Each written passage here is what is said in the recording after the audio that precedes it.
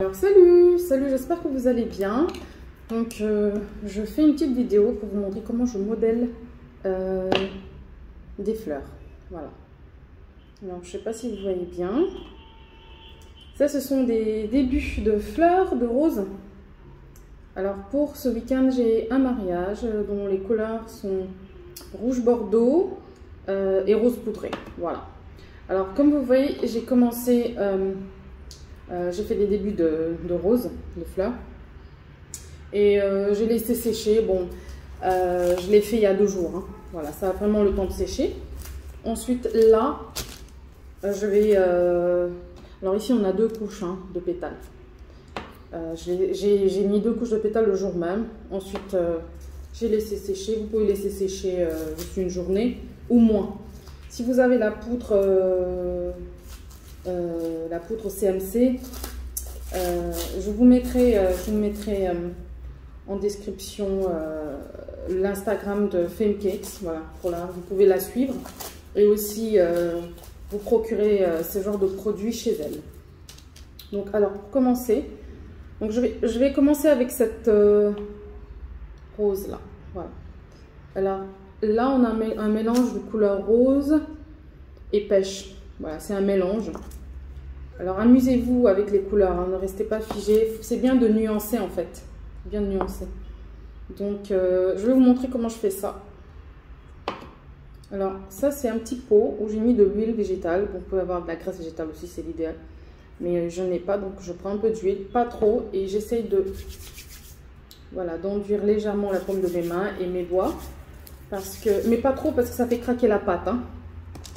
Donc je prends un bout de pâte à sucre, je vais faire une boule, voilà, une boule bien lisse et je vais essayer de l'aplatir un petit peu.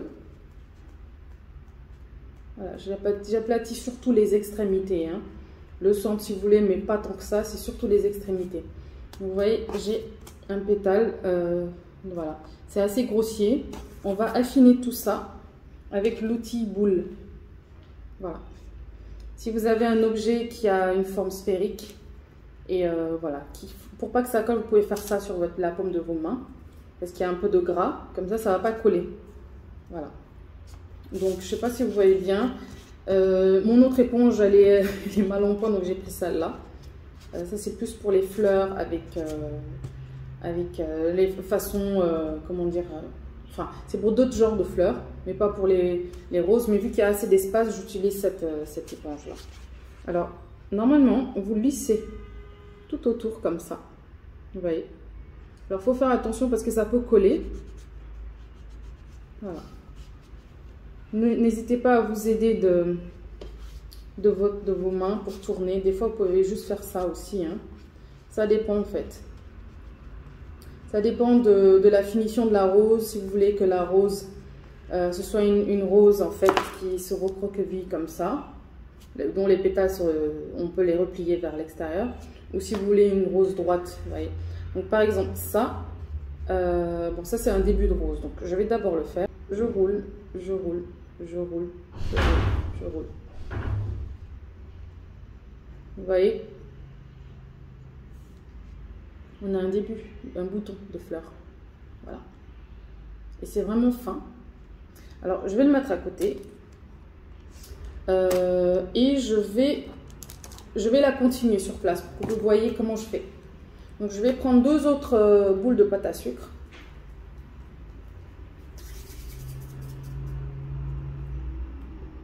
Voilà.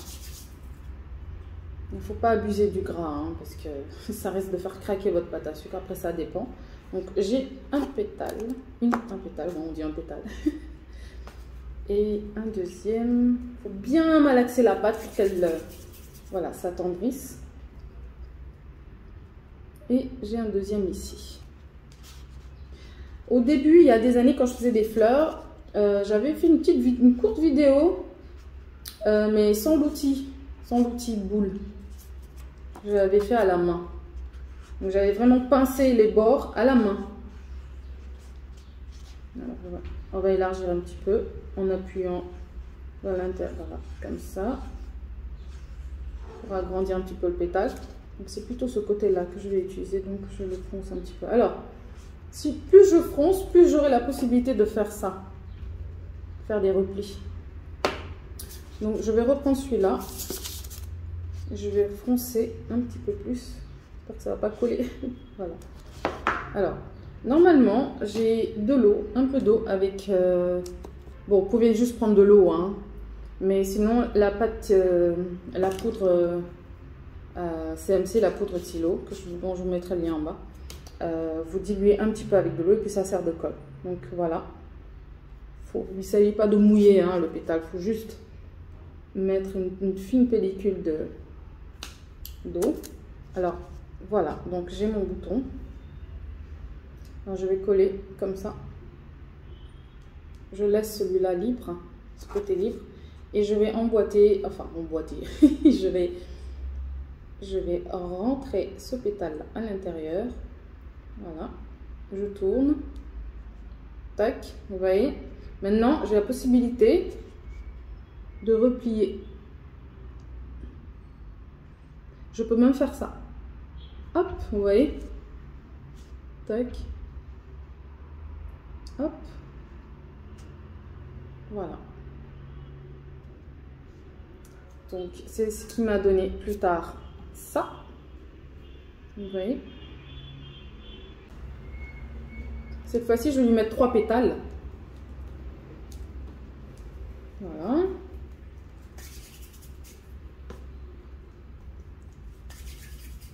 J'ai vraiment des boules assez lisses. Hein.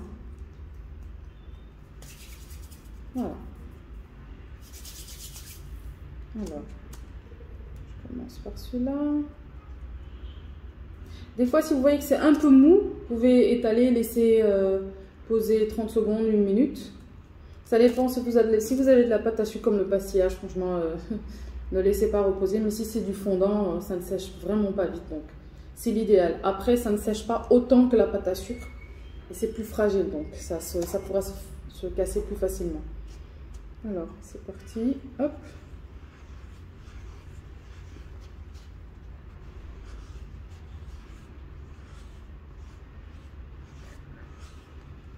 Voilà.